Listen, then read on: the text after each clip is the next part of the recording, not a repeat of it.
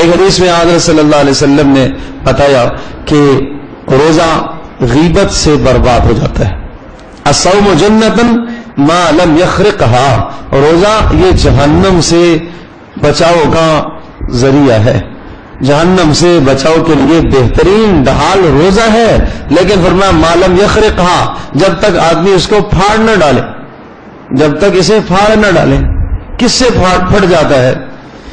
کپڑا ایک انسان پہنتا ہے، سردیوں میں آدمی اوپر چادر لیتا ہے، کس لیے؟ سردی سے بچاؤ کے لیے. اور گرمیوں سے انسان بچاؤ کے لیے چھت کے نیچے آتا ہے. چھت اوپر سے پھٹی ہوئی ہے، چھت کھلی ہوئی ہے تو گرمی سے بچاؤ نہیں ہے، سردی سے بچاؤ نہیں ہے. بالکل اسی طرح سے روزہ ارشاد فرمایا جہنم سے بچاؤ کی بہترین تدبیر ہے. ما لم یخرقها، جب تک نہ پھٹے. کس سے پھٹتا ہے؟ فرمایا غیبت سے پھٹ جائے گا، چغل خوری سے پھٹ جائے گا، جھوٹ سے پھٹ جائے گا، اور جھوٹی گواہی سے بھی روزہ پھٹ جاتا ہے. یہ اب ڈھال نہیں بنے گا جہنم سے.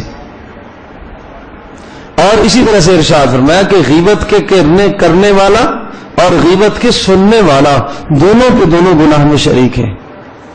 ایک آدمی غیبت کر رہا ہے، دوسرا بیٹھ کے سن رہا ہے، مزے سے بیٹھا ہوا ہے. اسے کیا کرنا چاہیے؟ قرآن کا حکم ہے وَإِذَا رَأَيْتَ الَّذِينَ يَخُوضُونَ فِي آيَاتِنَا فَأَعْرِضْ عَنْهُمْ حَتَّى يَخُوضُوا فِي حَدِيثٍ غَيْرِهِ، کہ جب آپ ایسے لوگوں کو دیکھیں کہ جو ہماری آیتوں میں، قرآن اور حدیث میں اور بحث مباحثہ کرتے ہیں، اللہ کے حکموں کی خلاف ورزی کرتے ہیں، نافرمانی میں بیٹھے ہوئے، نافرمانی کی مجلس ہے. ارشاد فرمایا اٹھ جاؤ وہاں سے. وَإِمَّا يُنْسِيَنَّكَ الشَّيْطَانُ فَلَا تَقْعُدْ بَعْدَ الذِّكْرَىٰ مَعَ الْقَوْمِ الظَّالِمِينَ. تھوڑی دیر اگر بیٹھ گئے اور آپ کو پتہ چل گیا کہ یہ تو مسلمان کی غیبت ہے، اب بیٹھنا جائز نہیں ہے. آپ کو پتہ چل رہا ہے کہ یہاں مسلمان کی حد کی عزت ہو رہی ہے، اب تمہارے لیے وہاں بیٹھنا جائز نہیں ہے. اب اگر بیٹھو گے تو سمجھو کہ آپ اس گناہ کے اندر شریک ہیں.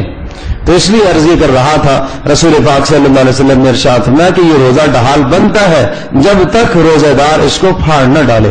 تو ان تمام آداب اور رعایت کی پابندیوں کے ساتھ روزہ رکھیں گے تو انشاءاللہ یہ روزہ پھر گناہوں کو بخشوانے کا ذریعہ بنے گا. اللہ پاک ہم سب کے لیے عمل کرنا آسان فرمائے.